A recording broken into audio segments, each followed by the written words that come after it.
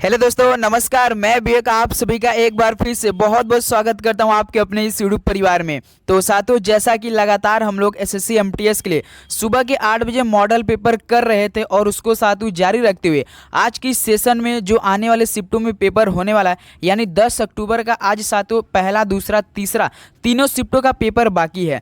तो उससे पहले साथियों हम वो पेपर आपको प्रोवाइड करने जा रहे हैं जो आने वाले शिफ्टों के लिए रामबाण साबित हो सकता है। पूरा साथियों प्रश्न वही प्रश्न सेट किया गया है जो आपके पेपर में बिल्कुल वैसा ही प्रश्न देखने को मिल सकता है, क्योंकि साथियों अभी तक आपका 15 शिफ्ट का पेपर हो चुका है एसएससी एमटीएस का। तो जिस तरह से अभी तक आपके पेपर में सवाल बन रहे साथियों, बिल्कुल आशा ये लगाया जा रहा है कि आने वाले शिफ्टों में भी वैसा ही प्रश्न देखने को मिलेगा। क्योंकि दोस्तों अभी तक जो आपका 8 अक्टूबर का पेपर और 1 अक्टूबर को पेपर हुआ था वो खाली आपका मीडियम लेवल का था और सभी पेपर जो साथी काफ़ी अच्छे लेवल थे वो सभी प्रश्न करने लायक थे। तो आज की इस सेशन में साथी वही प्रश्न आपको हम प्रोवाइड करने जा रहे हैं जो कि आपके और आपकी सिलेक्शन के बीच में वो बाधा प्रश्न बन रहे हैं। तो आज की सेशन हम लोग फुल पेपर करेंगे जो आपके परीक्षा के लिए साथियों अति महत्वपूर्ण हो सकता है। तो चलिए सेशन को स्टार्ट करते हैं। एक सुबह एक नई सोच की तैयारी साथ करते हैं कि जितने भी आने वाले शिफ्टों में एग्जाम है उनको हम अच्छे से क्रैक करें और एक सीट कंफर्म करें एमटीएस में। ओके दोस्त, तो इसमें हम लोग फुल पेपर करेंगे जिसमें आपका जीके जीएस होगा, इंग्लिश, मैथ, रीजनिंग आने वाले शिफ्टों के लिए संभावित पेपर होगा और टोटल हम लोग 60 क्वेश्चन करने वाले हैं। ओके, तो आप सभी को पता होगा क्लास की टाइमिंग हमारी सुबह 8 बजे डेली रहती है और दोपहर के 12:30 बजे आज आपकी लाइव क्लास होगी, प्लस संभावित प्रश्न होगा जो आज पेपर पहला शिफ्ट का कंप्लीट हुआ होगा और शाम को 6:30 बजे रहती है। अभी तक हमारे टेलीग्राम से आप लोग नहीं जुड़े तो जरूर जुड़िए साथी। ओके, चलिए तो देखते हैं आज का पहला प्रश्न क्या दिया है। ये रहा आपके स्क्रीन पर। निम्न में से कौन भारतीय ओलंपिक संघ के प्रथम अध्यक्ष थे? तो कौन भारतीय ओलंपिक संघ के प्रथम अध्यक्ष थे? तो सर दोराबजी टाटा थे। तो पहले का हम लोग क्या हो जाएगा, डी ऑप्शन बिल्कुल करेक्ट ऑप्शन हो जाएंगे। ओके, चलिए अगला सवाल देखते हैं। क्वेश्चन नंबर सेकंड, ये आपका 180 नंबर का टेस्ट हो रहा है। याद रखिए आपका स्कोर भी आना चाहिए, कम से कम 165 नंबर आना चाहिए। क्वेश्चन नंबर सेकंड देखिए, लॉर्ड डलहौजी ने अवध को किस वर्ष ब्रिटिश साम्राज्य में शामिल कर लिया? तो साथी लॉर्ड डलहौजी ने अवध को किस वर्ष में ब्रिटिश साम्राज्य में क्या कर लिया, शामिल कर लिया था? तो ये आपका 1856 में किया था। तो सेकंड का क्या हो जाएगा, डी ऑप्शन बिल्कुल राइट ऑप्शन हो जाएंगे। ओके, चलिए नेक्स्ट नंबर देखते हैं आपका क्वेश्चन नंबर थर्ड। भारत में मतदान की आयु कब घटाकर 18 वर्ष कर दी गई? तो साथी भारत में मतदान की आयु कब घटाकर 18 वर्ष कर दी गई? ये सवाल आपके पेपर में आ चुका है, याद रखिए साथी 1989 में। तो यहाँ से डी ऑप्शन क्या हो रहा है, बिल्कुल करेक्ट ऑप्शन हो जाएंगे। चलिए अगला सवाल देखते हैं आपका क्वेश्चन नंबर 4। भारतीय संविधान के किस भाग को भारत का मैग्ना कार्टा कहा जाता है? ये सवाल साथियों हमने कल या परसों शिफ्टों में ये कराया था कि किस भाग को भारत का मैग्ना कार्टा कहा जाता है। तो साथी भाग 3 में, याद रखेंगे ऑप्शन यहाँ से क्या हो जाएगा आपका, बिल्कुल करेक्ट ऑप्शन हो जाएंगे। ओके, चलिए नेक्स्ट अगला सवाल देखते हैं क्वेश्चन नंबर 5। ओलंपिक खेलों के ग्रीष्मकालीन और शीतकालीन दोनों संस्करणों का आयोजन करता विश्व का पहला नगर कौन सा था? तो ओलंपिक खेल कि ग्रीष्मकालीन और शीतकालीन दोनों संस्करणों का जो आयोजन करता विश्व का पहला नगर था वो था साथी बीजिंग था। तो डी ऑप्शन क्या हो जाएगा यहाँ से, बिल्कुल करेक्ट ऑप्शन हो जाएंगे। चलिए अगला सवाल देखते हैं क्वेश्चन नंबर 6। निम्नलिखित में से कौन सा मुख्य ताल वाद्य यंत्र है जिसका उपयोग मोहिनीअट्टम नृत्य के प्रदर्शन में किया जाता है? इस पे स्टार लगा लेंगे, जिस भी सवाल पे हम स्टार लगा लीजिए समझिए साथी वो सवाल आपकी परीक्षा के इंपॉर्टेंट होंगे। तो ऐसा कौन सा मुख्य ताल वाद्य यंत्र है साथी जिसका उपयोग मोहिनीअट्टम नृत्य के प्रदर्शन में किया जाता है? तो एडक्का है, याद रखिएगा एडक्का आपका बी ऑप्शन क्या हो जाएगा, बिल्कुल राइट ऑप्शन हो जाएंगे। चलिए नेक्स्ट अगला सवाल देखते हैं क्वेश्चन नंबर 7। भारतीय कम्युनिस्ट पार्टी की स्थापना अक्टूबर 1920 में किस शहर में हुई थी? तो भारतीय कम्युनिस्ट पार्टी की स्थापना अक्टूबर 1920 में ताशकंद में हुई थी साथी। तो यहाँ से हम लोग का क्या हो जाएगा, डी ऑप्शन बिल्कुल करेक्ट ऑप्शन हो जाएंगे। उम्मीद करूँगा दोस्तों आपको हर एक क्वेश्चन काफ़ी अच्छे से समझ में आ रहे होंगे और आप काफ़ी अच्छे से क्वेश्चन को याद भी कर लेंगे। आपके आने वाले शिफ्टों से पहले रट्टा जरूर लगा लीजिएगा। क्वेश्चन नंबर 8 देखिए, किस राज्य केंद्र शासित प्रदेश ने प्रधानमंत्री ग्राम सड़क योजना के तहत 2020-21 में 3000 किलोमीटर ग्रामीण सड़कों का निर्माण किया? बताइए दोस्त, ऐसा कौन सा राज्य केंद्र शासित प्रदेश ने जो प्रधानमंत्री ग्राम सड़क योजना के तहत 2020-21 में 3000 किलोमीटर ग्रामीण सड़कों का निर्माण किया था? तो वो था साथियों जम्मू और कश्मीर ऐसा था। तो डी ऑप्शन क्या हो जाएगा यहाँ से, बिल्कुल करेक्ट ऑप्शन हो जाएंगे। चलिए अगला सवाल देखते हैं आपका question number 19। Sorry question number 9 देखिए, परमाणु क्रमांक वाला कौन सा रासायनिक तत्व 31 है? तो इनमें से परमाणु क्रमांक वाला कौन सा रासायनिक तत्व है? 31 है। बताइए दोस्त किसकी है परमाणु क्रमांक 31? तो साथी गैलियम का है। याद रखेंगे, बी ऑप्शन यहाँ से क्या हो जाएगा आपका, बिल्कुल राइट ऑप्शन हो जाएंगे। ओके, चलिए अगला सवाल देखते हैं आपका क्वेश्चन नंबर 10। नवंबर 1919 में अखिल भारतीय खिलाफत सम्मेलन कहाँ पर हुआ था? तो नवंबर 1919 में अखिल भारतीय खिलाफत सम्मेलन कहाँ पर हुआ था? तो याद रखेंगे साथियों, दिल्ली में हुआ था। बी ऑप्शन मेरे भाई यहाँ से क्या हो जाएगा आपका, करेक्ट ऑप्शन हो जाएंगे। चलिए अगला सवाल देखते हैं क्वेश्चन नंबर 11। कौन सी पहाड़ी मेघालय के पठार का हिस्सा नहीं है? तो कौन सी पहाड़ी मेघालय के पठार का हिस्सा नहीं है? तो याद रखेंगे नीलगिरी पहाड़ियां हैं।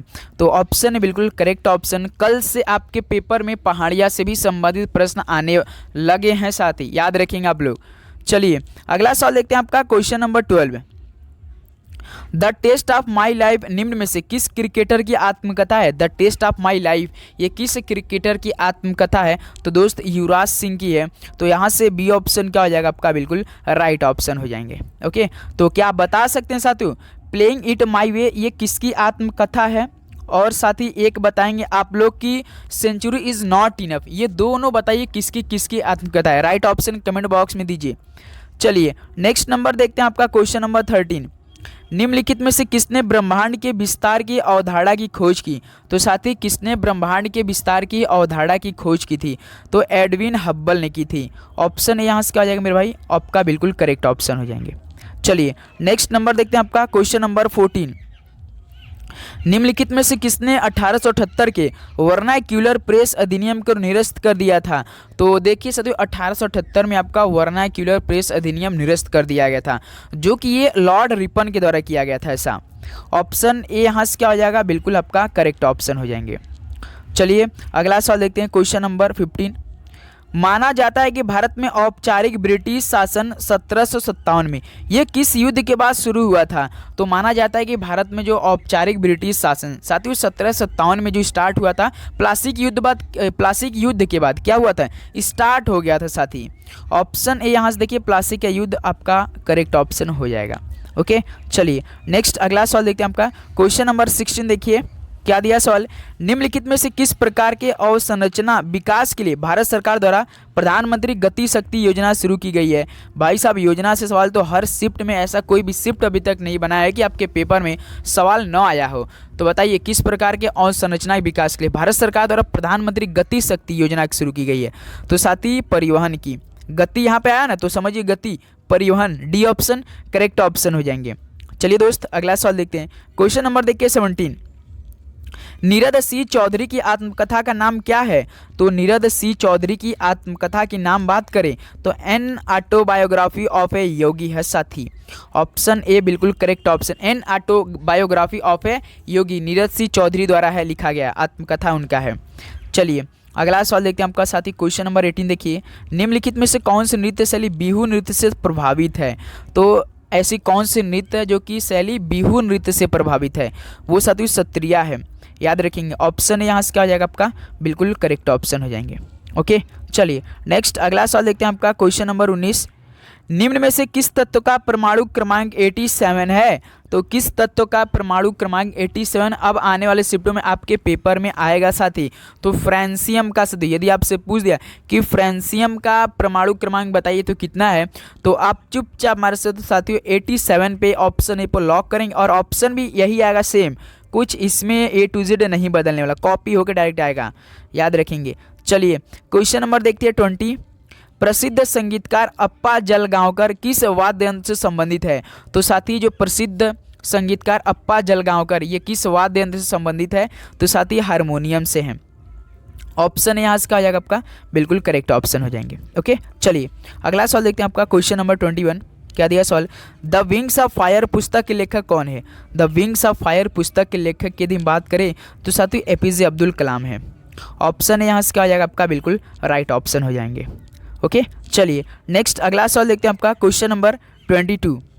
भारत के संविधान के निम्नलिखित में से कौन से आदर्श रूस से प्रेरित थे। तो साथ ही आज के शिफ्ट में यानी कल के जो थर्ड शिफ्ट का पेपर हुआ था ये डायरेक्ट सॉल्व पूछा गया है कि भारत के संविधान में कौन से आदर्श रूस से प्रेरित थे। तो साथ ही मौलिक कर्तव्य है ना भाई, ऑप्शन सी क्या हो जाएगा आपका, बिल्कुल करेक्ट ऑप्शन हो जाएंगे।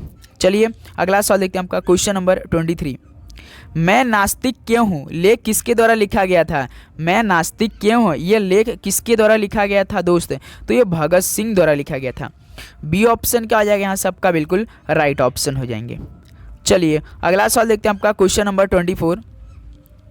भारतीय संविधान का अनुच्छेद 76 किस अधिकारी से संबंधित है। भाई साहब कल के पेपर में शायद आपका 85 से संसद के बारे में जो बताया गया है कि अनुच्छेद आपका 85 ये सवाल आया था। तो अब आने वाले शिफ्टों में अनुच्छेद 76 के बारे में पूछा जा सकता है कि अनुच्छेद 76 ये किस अधिकारी से संबंधित है। तो साथ ही महान्यायवादी से संबंधित है। ऑप्शन सी यहाँ से क्या हो जाएगा आपका, बिल्कुल करेक्ट ऑप्शन हो जाएंगे। ओके चलिए अगला सवाल देखते हैं क्वेश्चन नंबर 25। मुगल प्रशासन के संदर्भ में निम्नलिखित में से कौन सा विकल्प मनसबदार के संख्यात्मक पदनामों को दर्शाता है। तो साथ ही मुगल प्रशासन के संदर्भ में जो आपका मनसबदार के संख्यात्मक पदनामों को दर्शाता है वो साथियों जात और सवार है। तो यहाँ से ऑप्शन क्या बनेगा, सी आपका बिल्कुल करेक्ट ऑप्शन हो जाएगा, जात और सवार। ओके चलिए अगला सवाल देखते हैं आपका क्वेश्चन नंबर 26। पहली बार पूर्ण स्वराज कांग्रेस द्वारा कहाँ घोषित किया गया था। आप सभी को पता होगा 19 दिसंबर साथी 1929 में ये कहाँ पर जो पहली पूर्ण स्वराज कांग्रेस द्वारा घोषित कर दिया गया था, ये लाहौर अधिवेशन में किया गया था 19 दिसंबर 1929 में। ऑप्शन यहाँ से क्या हो जाएगा साथी हम लोग का बिल्कुल राइट ऑप्शन हो जाएंगे। चलिए अगला सवाल देखते हैं आपका क्वेश्चन नंबर 27। 2011 की जनगणना के अनुसार भारत में सबसे कम जनसंख्या घनत्व किस राज्य का है। बताइए दोस्त 2011 की जनगणना के अनुसार भारत में सबसे कम जनसंख्या घनत्व किस राज्य का है। तो भाई साहब सबसे कम अरुणाचल प्रदेश का है। मनोमस्ती में बैठा लेंगे, पेपर में आने वाले सवाल है। बी ऑप्शन क्या हो जाएगा आपका, बिल्कुल करेक्ट ऑप्शन हो जाएंगे। ओके चलिए अगला सवाल देखते हैं आपका साथी क्वेश्चन नंबर 28। कुचिपुड़ी किस राज्य की शास्त्रीय नृत्य शैली है। तो कुचिपुड़ी ये आंध्र प्रदेश की शास्त्रीय नृत्य शैली है। ऑप्शन ए मेरे भाई यहाँ से क्या हो जाएगा आपका, बिल्कुल करेक्ट ऑप्शन हो जाएंगे। ओके चलिए अगला सवाल देखते हैं आपका क्वेश्चन नंबर 29। भारत सरकार किसके माध्यम से खाद्यान्न खरीदती है। तो साथी जो भारत सरकार होती है ना वो हमेशा जो भारतीय खाद्य निगम है इसके माध्यम से तो खाद्यान्न खरीदती है। जो भारतीय खाद्य निगम है इसके माध्यम से खाद्यान्न खरीदती है। ऑप्शन ए यहाँ से क्या आ जाएगा आपका, बिल्कुल करेक्ट ऑप्शन हो जाएंगे। ओके चलिए नेक्स्ट अगला सवाल देखते हैं आपका क्वेश्चन नंबर 30। बिशप का प्रयोग निम्नलिखित में से किस खेल में किया जाता है। तो बिशप का प्रयोग साथी किस खेल में किया जाता है ये सवाल आपसे पूछा जा रहा है। तो बिशप का प्रयोग याद रखिएगा हमेशा शतरंज के खेल में प्रयोग होता है।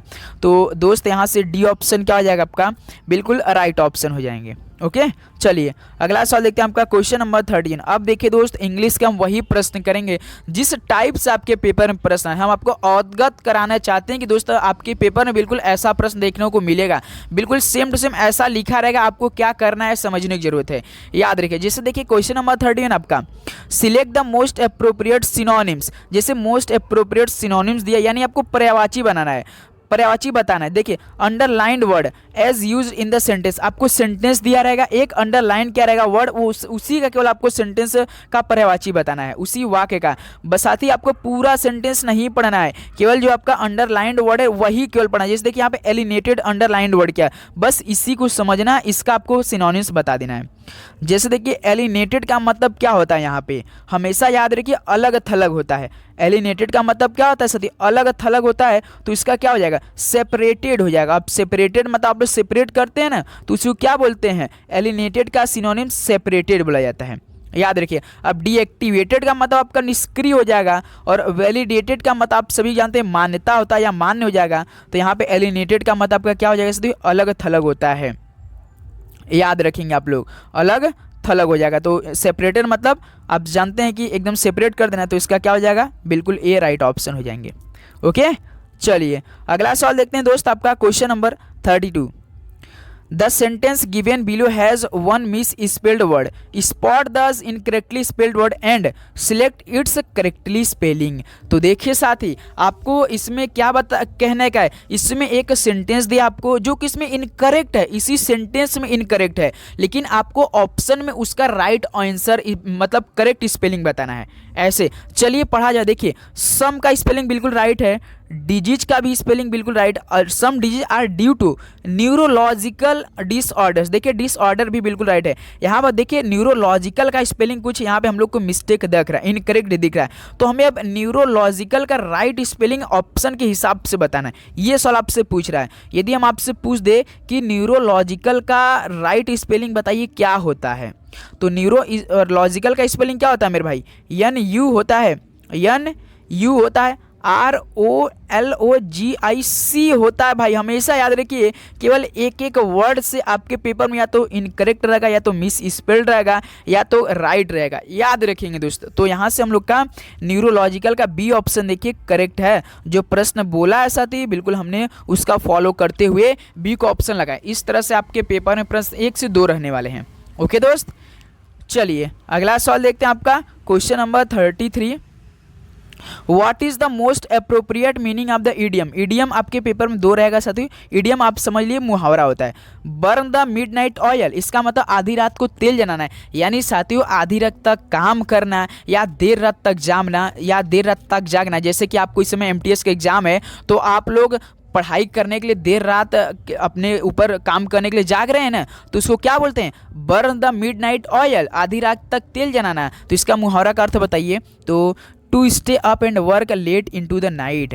क्या साथी, to stay up and work late into the night. कोई व्यक्ति पढ़ाई करने या कोई अन्य काम के लिए रात मतलब जागता है ना, तो उसको क्या बोलते हैं, बर्न द मिडनाइट ऑयल। तो to stay up and work late into the night हो जाएगा साथी। बी ऑप्शन क्या हो जाएगा, बिल्कुल राइट ऑप्शन। इसी बात पे आप सभी लोग चैनल पे जितने भाई नए आ रहे हैं तो सब्सक्राइब जरूर करेंगे, क्योंकि डेली के डेली आपको पूरा पैटर्न जो MTS का पेपर बनता है वो अवगत कराने का हम प्रयास करते हैं साथी। डेली और क्वेश्चन भी संभावित प्रश्न ही डायरेक्ट करते हैं आपके पेपर के लिए जो बन सकता है, इसलिए नोटिफिकेशन जरूर ऑन करेंगे यदि आपका आने वाले शिफ्टों में एग्जाम है तो। देखिए question number 34, select the correct option to fill in the blanks is my favourite form of exercise. यदि आपको इस तरह का सवाल मिल जाए तो डायरेक्ट आप लोग साथियों स्विमिंग ING जोड़ दीजिए, क्योंकि यहाँ पे जिरंड फॉर्म का यूज हुआ है। जिरंड फॉर्म उसे कहते हैं जो क्रियावाचक संज्ञा या क्रियार्थक संज्ञा से मतलब से क्या होते हैं, बने होते हैं। जैसे कि लास्ट में हमेशा ING जुड़े होते हैं, हमेशा ING क्या इसके रूप को संदर्भित करता है। तो स्विमिंग हो जाएगा, swimming is my favourite form of exercise हो जाएगा। तो बी ऑप्शन मेरे भाई यहाँ से क्या हो जाएगा, आपका बिल्कुल राइट ऑप्शन हो जाएंगे। ओके चलिए नेक्स्ट नंबर देखते हैं आपका question number 35। Give synonyms for the following word. अब सिनोनिम्स मतलब आप अभी जस्ट बताया कि पर्यायवाची, तो रेगुलर का बता जिससे नियमित रूप से बोला जाता है, तो उसको इसका सिनोनिम्स क्या हो जाएगा मेरा, यूजुअल हो जाएगा। यूजुअल हो जाएगा एक प्रकार का नियमित। यूजुअल का मतलब साधारण, नेचुरल, नॉर्मल, टिपिकल, ये सब होते हैं। यदि आपके पेपर में रेगुलर पूछा तो मान लीजिए आपके पेपर ऑप्शन में दे दिया, या तो यूजुअल दे देगा, या तो नेचुरल भी दे सकता है, या तो नॉर्मल भी दे सकता है, या तो टिपिकल भी दे सकता है। याद रखेंगे आप लोग। ओके चलिए नेक्स्ट अगला सवाल देखते हैं आपका question number 36। Give antonym for the following word. Antonym मतलब क्या होता है मेरे भाई, विलोम शब्द होता है। होप, होप आप किसी से लगाते हैं ना, तो उसको क्या बोलेंगे आप लोग, चांस बोलेंगे कि करेज बोलेंगे, साहस बोलेंगे कि डाउट बोलेंगे, क्या बोलेंगे। तो होप करेंगे तो भाई हम तो एंटोनिम मतलब इसका जस्ट विपरीत बता देंगे, डाउट हो जाएगा। ऑप्शन से बिल्कुल राइट ऑप्शन हो जाएंगे, डाउट कर देंगे। ऑप्टिमिज्म का मतलब आशावाद होता है, तो यहाँ से डाउट होगा, एंड होप का डाउट होता है। सी ऑप्शन बिल्कुल राइट ऑप्शन हो जाएगा। भाई हम आपको बता दें कि इंग्लिश का अभी तक कोई एनालिसिस नहीं करा रहा है। जब देखिएगा भाई इंग्लिश का जितने भी हमने सारे क्वेश्चन कराए, बिल्कुल साथी वही same to same question paper में भी आ रहे हैं। कुछ ऐसे दोस्त हैं जो कि वो एनालिसिस करवा रहे भाई, हमने देखा इंग्लिश के कुछ 2 ही क्वेश्चन हमें मिला, लेकिन यार मेरे क्लास का मिला, ये तो बात मैं मान के चलता हूँ। देखिए question number 37, fill in the blanks with suitable tense form of the verb. तो फिल इन द ब्लैंक्स करना विथ साथियों आपको suitable tense. I for my pen, तो इसका क्या हो जाएगा, फर्स्ट पार्ट क्वेश्चन का क्या है साथी, हमेशा याद रखिए। आप टेंस देखिए, इनमें से कौन सा से टेंस है। फर्स्ट पार्ट पहले देखिए, आई फॉर माई पी एम, ये पहला आपका टेंस कौन सा, प्रेजेंट कंटिन्यूअस टेंस है। तो आप लोग इसमें क्या यूज कर सकते हैं, आई एम लुकिंग कर सकते हैं ना, प्रेजेंट कंटिन्यूअस में चल रहा है तो आई एन जी जुड़ा है। साथ ही क्या होता है, सब्जेक्ट होता है प्लस आपका इज एम आर होता है, इज एम आर होता है। उसके बाद आपका is am are plus verb की first form plus I N G भी जुड़ता है, प्लस आपका ऑब्जेक्ट हो जाता है। तो I am looking for my pen, have you seen it. तो यहाँ से क्या आ जाएगा दोस्त, बी ऑप्शन यहाँ से सिंपल सा आपका राइट ऑप्शन हो जाएंगे। ओके दोस्त, चलिए अगला सवाल देखते हैं आपका। क्वेश्चन नंबर देखिए 38, choose the word with the incorrect spelling. तो आपको यहाँ से चूज करना वो वर्ड जो कि इनकरेक्ट स्पेलिंग है। जनरल बिल्कुल राइट है। जनरेशन, जनरेशन का स्पेलिंग क्या होता है, GENE होता है, RATION होता है। यहाँ पर देखिए GA दे दिया है। तो भाई हम बता रहे हैं ना, आपके पेपर में एक एक वर्ड से आप मात खाएंगे यदि आप ध्यान से नहीं देखेंगे तो, याद रखेंगे से। तो बी ऑप्शन 38 क्या हो जाएगा यहाँ से, बिल्कुल राइट ऑप्शन। जनरेशन जिसे आप बोलते हैं ना कि पीढ़ी जिसे बोला जाता है।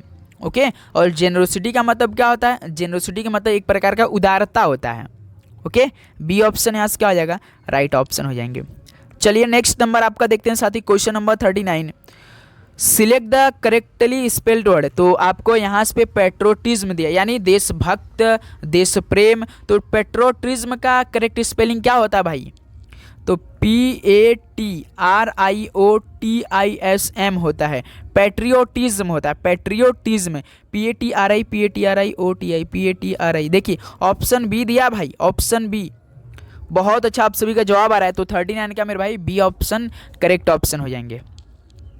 चलिए अगला सवाल देखते हैं आपका, question number 40, give synonyms for the following word. फिर से सिनोनिम्स आया, यानी आपका कॉम्प्लिकेटेड। कॉम्प्लिकेटेड का मतलब उलझा हुआ, काफ़ी उलझा होता है कॉम्प्लिकेटेड। जैसे बोलते ये तो मामला काफ़ी क्या लग रहा है, कॉम्प्लिकेटेड लग रहा है। तो इसका क्या हो जाएगा, तो साथ ही याद रखें कॉम्प्लेक्स होता है। कॉम्प्लिकेटेड का कॉम्प्लेक्स हो जाएगा। कॉम्प्लेक्स मतलब आप जानते हैं जटिल होता है या तो किसी चीज़ का मिश्रित होता है। तो यहाँ से ऑप्शन ए क्या हो जाएगा, बिल्कुल करेक्ट ऑप्शन हो जाएंगे।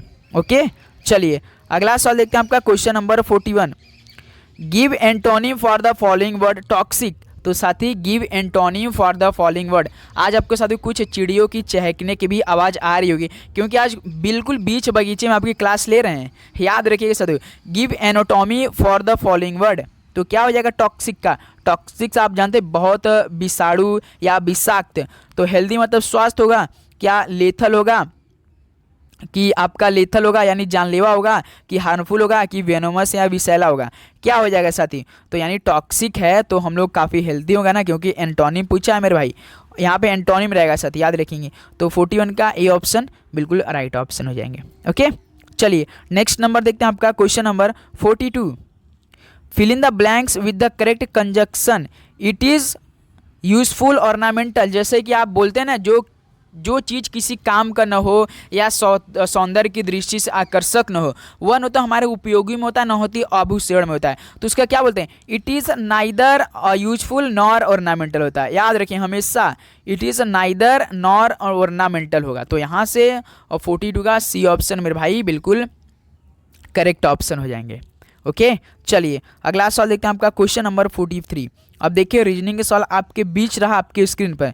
यदि प्लस और माइनस चिन्हों को परस्पर बदल दिया जाता है, इसी प्रकार गुणा और भाग को चिन्हों को परस्पर बदल जाता है, तो निम्नलिखित समीकरण का उत्तर ज्ञात कीजिए। तो साथ ही ये सवाल बोल रहा है कि आपको प्लस की जगह समीकरण में माइनस कर देना है, माइनस की जगह प्लस करना है। उसके बाद गुणा चिन्ह की जगह भाग कर देना है, भाग की जगह आपका गुणा कर देना है समीकरण में। जो आपका समीकरण यहाँ पर दिया है ना, 10 - 2 + 12 × 1 / 0। अब आपको लास्ट में 0 दिखकर तो काफ़ी गड़बड़ाहट आ गई होगी काफ़ी के मनों में, अरे सर तो लास्ट में 0 0 तो भाग कैसे जाएगा, ये तो अनंत हो जाता है। भाई टेंशन नहीं लेना है, क्योंकि हमें साइन बदलना है, क्या पता यहाँ पे कुछ दूसरा आ जाए, देखा जाए। जैसे आपका देखिए समीकरण हम इसी भी लिखते हैं, देखिए 10 माइनस है तो माइनस को प्लस में बदलना है, तो हम लोग माइनस को प्लस में बदल दिया, +2 हो गया। उसका देखिए प्लस दिया है, प्लस की जब हम लोग माइनस करेंगे -12। फिर देखिए इंटू दिया है, तो इंटू को हम लोग डिवाइड में, क्योंकि परस्पर बदलना है, तो 12 डिवाइडेड, फिर उसके बाद 1 फिर उसका देखिए यहाँ पे डिवाइडेड है, तो डिवाइडेड के बाद हम मल्टीप्लाई करेंगे, 0 हो जाएगा। अब देखिए सिंपल हुआ कि नहीं। अब पहले किसको हल करेंगे हम लोग, साथ ही डिवाइड को हल करेंगे तो यदि हम लोग 1 का डिवाइड 12 में करेंगे तो 12 आएगा, और 12 का जब साथ ही हम लोग 0 में डिवाइड करेंगे तो 0 आ जाएगा। यहाँ से 10 12 12 में से माइनस 0 करेंगे तो 12। क्या समझ में आया भाई? कितना सिंपल है। एक सवाल या 2 सवाल आपके पेपर में आएगा, जो हम और क्वेश्चन करेंगे ना उससे आपके पेपर में आने वाले सवाल। क्या आपको ये समझ में आया कि नहीं? पहले बताइए एक बार। सिंपल साथी है। चलिए आपको हल करके फिर से बताते हैं। देखिए जिससे 10 है, माइनस है तो माइनस से हम लोग प्लस करेंगे, क्योंकि प्लस की जगह माइनस, माइनस की जगह प्लस, गुणा की जगह भाग, भाग की जगह गुणा करना है। 10 + 2 प्लस दिया है यहाँ पे तो हम लोग यहाँ पे माइनस कर देंगे। 12 इंटू दिया है तो इंटू की जगह डिवाइड कर देंगे। अब 1, फिर उसका देखिए डिवाइड है तो डिवाइड की जगह हम लोग गुणा कर देंगे 0। अब देखिए 10 + 2 माइनस, अब डिवाइड हम लोग पहले बॉडमस नियम में पहले डिवाइड होता है ना, तो 1 का भाग जब 12 में देंगे तो 12 आएगा इंटू 0। अब फिर यहाँ से डिवाइड होगा क्योंकि डिवाइड खत्म, उसके बाद मल्टीप्लाइकेशन। तो 10 + 2 माइनस, जब 12 का डिवाइड आप लोग 0 में किसी भी नंबर का 0 में करते हैं तो वो 0 ही आता है। तो देखिए यहाँ से 10 और 2 12, 12 में से 0 घटाइए आपका 12। सिंपल सा भी ऑप्शन। कोई दिक्कत?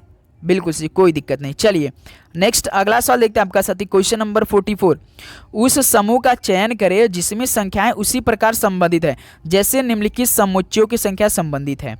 जैसे 11 22 44 है, उसी प्रकार 15 12 42 है। चलिए दोस्त, इस सवाल का आप लोग कैसे समीकरण को हल करना है ये सोचिए, पहले स्किप कीजिए, उसके बाद हल कीजिए। 1 मिनट का आपको समय दिया जा रहा है। चलिए हल कीजिए पहले आप लोग। उस समूह का चयन करें जिसमें संख्याएं उसी प्रकार संबंधित है जैसे निम्नलिखित समुच्चयों की संख्या संबंधित है। तो पहला हम लोग उठाते हैं 11, उसके बाद 22 44। तो कैसे आया होगा साथी? ऐसे हो सकता है कि 11 दूना 22, 22 दूना 44। उसी प्रकार मान लीजिए 15 दूना 30, लेकिन ये तो समीकरण अलग लग रहा है दूसरा। देखिए तो दूसरा भी तो समीकरण मिलना चाहिए। 15 12 42 ऐसे रहता है, यहाँ से 15 दूना 30, 30 दूना 60 रहता तो बिल्कुल सही रहता, लेकिन यहाँ से 15 12 दिया है। तो क्या दिमाग लगाया है? देखिए दोस्तों यहाँ पे क्या दिमाग लगा है, 11 × 2 कितना होता है आपका 22, फिर यही जो 22 आपका बीच है ना इसी में जोड़ दिया है तो आपका कितना आ गया 44 आ गया। पहले 2 का मल्टीप्लाई किया है, आपका 22 किया है, उसका जो आपका बीच में 22 है ना इसी को साथ ही जोड़ दिया है भाई। ध्यान देंगे आप लोग। तो अब अगला समीकरण हमें उठाते हैं, तो क्या बिल्कुल पैटर्न यही फॉलो कर रहा है। देखिए 15 12 42। देखिए पहले 2 का मल्टीप्लाई कीजिए, आपका कितना आएगा 30 आ गया। 30 में देखिए बीच को जोड़ दीजिए, 30 12 आपका 42। देखिए 42 भी दिया है। अब वही ऑप्शन हमें उठाना है कि पहले 3 से मल्टीप्लाई करना है, बीच वाला जोड़ना है, क्या जोड़ने के बाद लास्ट वाला नंबर मैच कर रहा है या नहीं।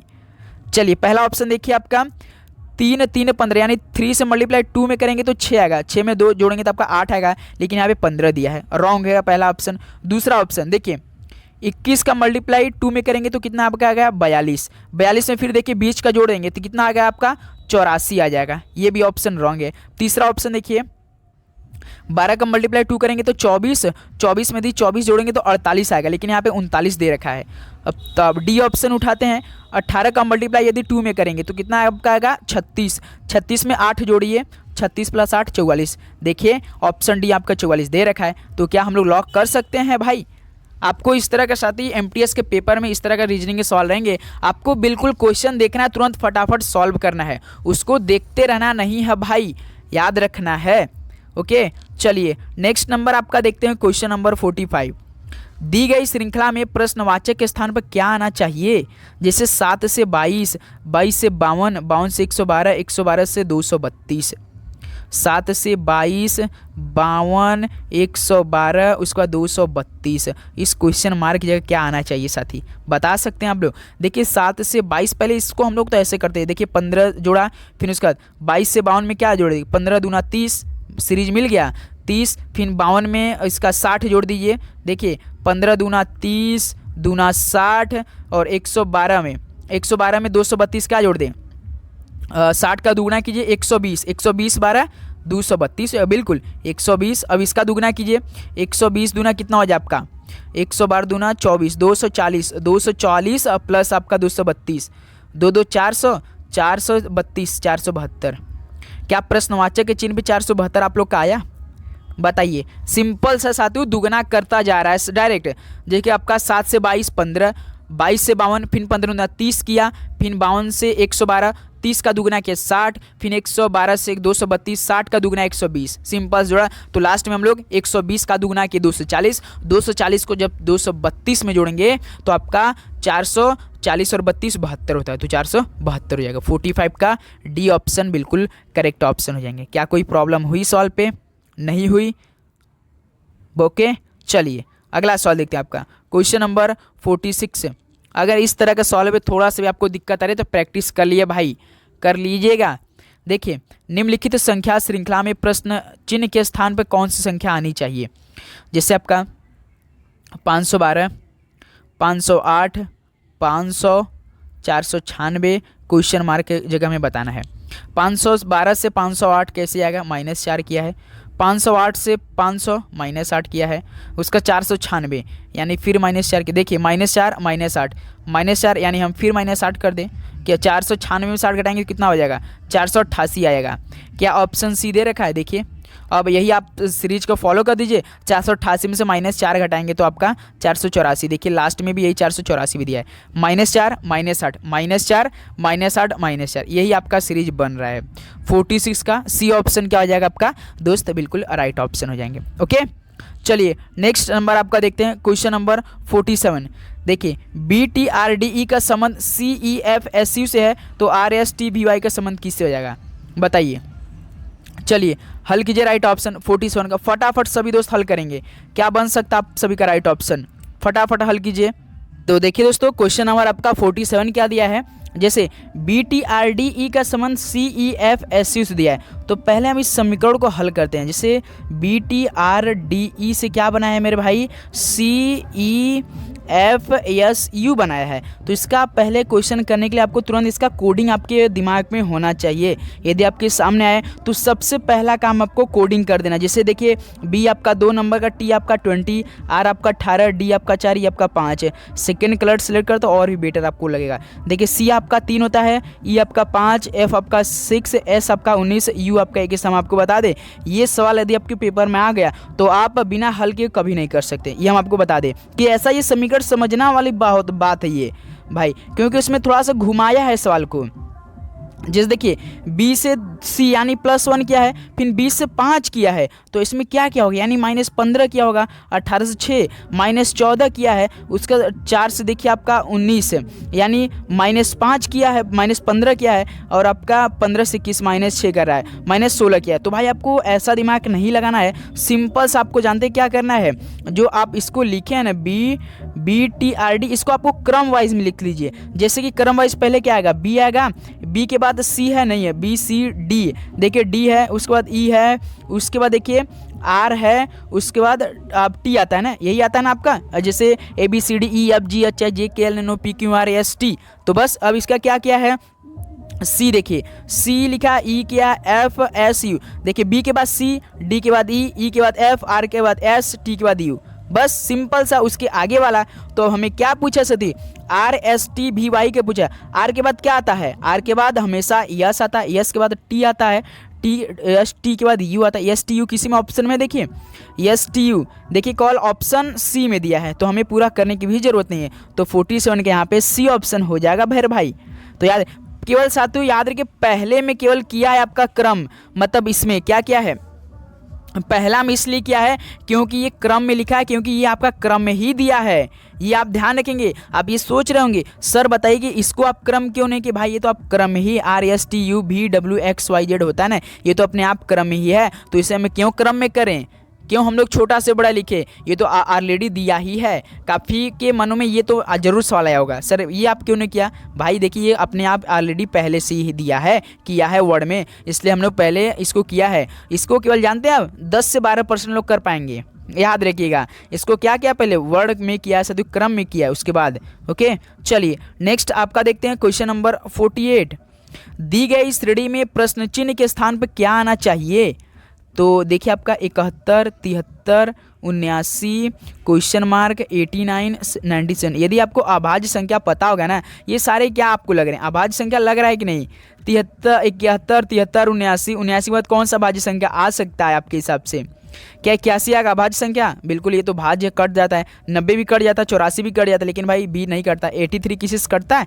नहीं करता है। तो बी ऑप्शन हम लोग यहाँ से क्या कर सकते हैं, लॉक करेंगे।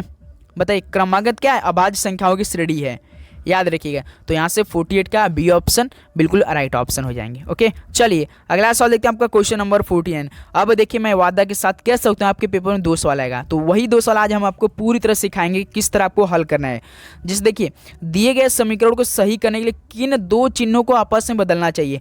तो साथ ही आपको ये समीकरण दिया रहेगा और आपको 2 समीकरण आपको साथियों इसमें चिन्ह को बदलना है। सबसे पहले यदि आपके पेपर में ऐसे सवाल आया और साथ ही आपको देखिए पहला ऑप्शन देखिए माइनस और इक्वल दिया है, तो आपको तुरंत इसको सबसे लास्ट में करना है। जैसे देखिए आपका माइनस और इक्वल दिया है, यहाँ पे डी ऑप्शन देखिए इक्वल और प्लस किया है, यानी इसका कहने का मतलब क्या है कि माइनस की जगह आपको इक्वल कीजिए और इक्वल की जगह माइनस कीजिए। तो आपको ऑप्शन ए ऑप्शन डी को अगर मान लीजिए आपके पेपर में रहा तो आपको सबसे लास्ट में हल करना है। तो सबसे पहले आप चिन्हों को आपस में बदल कर देखिए।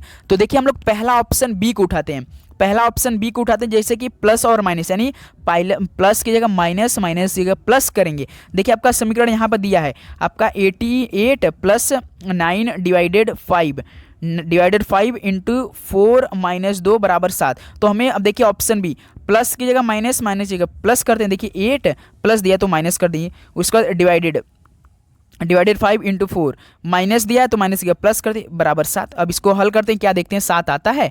तो देखिए 8 पहले डिवाइड करेंगे ना, तो 8 माइनस 9/5, यदि 9/5 आ गया तो समझिए ये ऑप्शन नहीं आ सकता है। एक बार हल भी कर लिया जाए तो भी साथी बाई चांस आ सकता है 7। जो अब इसे हल करेंगे तो साथी आपका ये 3 के बराबर आ जाएगा। कितना आएगा? 3 आएगा। तो ये हमारा रॉन्ग ऑप्शन हो जाएगा। तो उसी प्रकार अब ऑप्शन को सी को उठाते हैं। हमेशा याद रखिए यदि इक्वल आ गया तो उसको सबसे लास्ट में आपको हल करना है। देखिए डिवाइड और माइनस को बदलते हैं, यानी डिवाइडेड की जगह माइनस, माइनस की जगह डिवाइड करना है। ओके, देखिए 8 आपका प्लस है तो इसी में चेंज करते हैं, 8 प्लस 9 डिवाइडेड दिया है, डिवाइडेड जगह माइनस करते हैं, -5 इंटू 4, उसके बाद देखिए डिवाइडेड 2 बराबर 7। देखिए अब इसको हल करते हैं, 8 प्लस 9 माइनस इंटू देखिए 2 का डिवाइड करेंगे तो 2 आएगा बराबर 7। फिर उसके बाद कौन सा स्टेप होगा, डिवाइड का बॉडमास के नियम में पहले डिवाइड होता है उसके बाद मल्टीप्लीकेशन होता है। उसके बाद 8 प्लस माइनस आपका 5 दूना 10 बराबर 7। उसके बाद देखिए 8 ये प्लस में 17 में से जब आप लोग 10 को हटाएंगे तो 7 आपका कितना हो जाएगा 7। देखिए 7 का 7 आ गया। 8 9 17 माइनस 10 ऑलरेडी दिया है, 5 दूना 10 करने पर, तो 17 में से 10 घटाएंगे तो आपका 7, यानी LHS बराबर RHS आ गया। 7 बराबर 7 आ गया। किस साइन को बदलने पर? ऑप्शन सी के साइन को बदलने पर। डिवाइड की जगह माइनस किया, माइनस की जगह डिवाइड किया साथी। तो 49 का यहाँ से सी ऑप्शन हम लोग का बिल्कुल राइट ऑप्शन हो जाएंगे। क्या बिल्कुल आप लोग सहमत हैं? प्लीज़ एक बार आप लोग जरूर कंफर्म कीजिएगा आपको पेपर में, क्योंकि आएगा साथी। आपको हमेशा याद रखिए यदि इक्वल आ गया तो लास्ट में हल करना है। सबसे पहले आप साइन को बदल कर देखिएगा, साइन को बदलेंगे जो आपका साइन दिया है तो यानी पहला ऑप्शन आपका मान लीजिए दिया रहता है कि प्लस और माइनस, तो आपको प्लस की जगह माइनस करना रहता है, माइनस की जगह प्लस। याद उसी प्रकार डिवाइड की जगह माइनस, माइनस की जगह डिवाइड। समझने के बाद कोशिश कीजिए, आपके पेपर में आएगा, यकीन मानिए मेरे भाई लोग। ओके, इसलिए पूरी शिद्दत के साथ हम आपके साथ लगे रहते हैं साथी। क्वेश्चन नंबर देखिए 50। किन 2 चिन्हों को आपस में बदलने पर दिए गए समीकरण का मान 1 होगा? भाई किन 2 समीकरणों चिन्हों को बदलने पर हमारा आंसर कितना आना चाहिए? 1 आना आंसर चाहिए। ऐसा कौन सा ऑप्शन है? तो चलिए पहला ऑप्शन उठा लेते हैं डायरेक्ट, किसमें क्या बड़ी बात है। डिवाइड और गुणा, यानी डिवाइड की जगह गुणा, गुणा की जगह डिवाइड बदल देते हैं। क्या इसमें बड़ी बात है? चलिए इसी प्रश्न में ही बदल देते हैं। देखिए 12 इंटू दिया है, प्रश्न देखा कीजिए, इंटू की जगह हम लोग डिवाइड कर देंगे क्योंकि बोला ऐसा। तो आपका 6 माइनस 28, उसके बाद प्लस का ऑलरेडी रह देते हैं। उसके बाद देखिए प्लस 28 3 डिवाइड, देखिए लास्ट में दिया तो डिवाइड को हम गुणा में चेंज करेंगे भाई, -3। अब उसके बाद हल कीजिए, 6 दूना 12 माइनस 28 प्लस आपका कितना हो जाएगा 9 3 27। ऑलरेडी हल करते क्योंकि डिवाइड हल किया, उसके बाद गुणा हल होते हैं। पहला नियम से जाइएगा, तभी ऐसा नहीं कि आप लोग पहला प्लस कर दीजिए उसके बाद माइनस किया, ऐसा नहीं। जैसे आपका बॉडमस नियम होता है कि पहले डिवाइड, उसके बाद मल्टीप्लीकेशन, उसके बाद एडिशन सब्ट्रैक्शन, इस तरह आप लोग हल कीजिएगा। उसी प्रकार आपका देखिए यहाँ पर 27 और आपका ये प्लस में है तो 27 2 29, 29 में से 28 घटाइए 1। देखिए मान आपका 1 आ गया। कौन सा साइन बदलने? पहला ही ऑप्शन बदलने पर। क्या आप लोग सहमत हुए? बताइए। सिंपल सा पहला साइन आप लोग बदलेंगे तो आपका एक आंसर आ जाएगा। ओके मेरे भाई लोग, चलिए दोस्त, आपका इस तरह से 50 क्वेश्चन पूरा पेपर हमने कराया साथी। अब आपकी बारी है मैथ के क्वेश्चन, जो इस समय एसएससी बार बार उसी सवाल को उसी पैटर्न पे फॉलो कर रही है, तो आप लोग जरूर मैथ के क्वेश्चन अटेम्प्ट कीजिए। तो चैनल पे जितने भाई लोग सब्सक्राइब जरूर करेंगे। मिलते हैं दोपहर के 12:30 बजे एक नए पेपर के साथ, जो कि आज संभावित प्रश्न होगा। याद रखिए, दोपहर के 12:30 बजे वाली क्लास हमारी रामबाड़ क्लास साबित हो रही है आजकल। ओके, तो जरूर जुड़िएगा, इसलिए नोटिफिकेशन ऑन कर लेंगे, नोटिफिकेशन आपके पास पहुंच जाएगा। तो चलिए क्वेश्चन नंबर फर्स्ट देखिए मैथ का, आपके स्क्रीन पर ये रहा।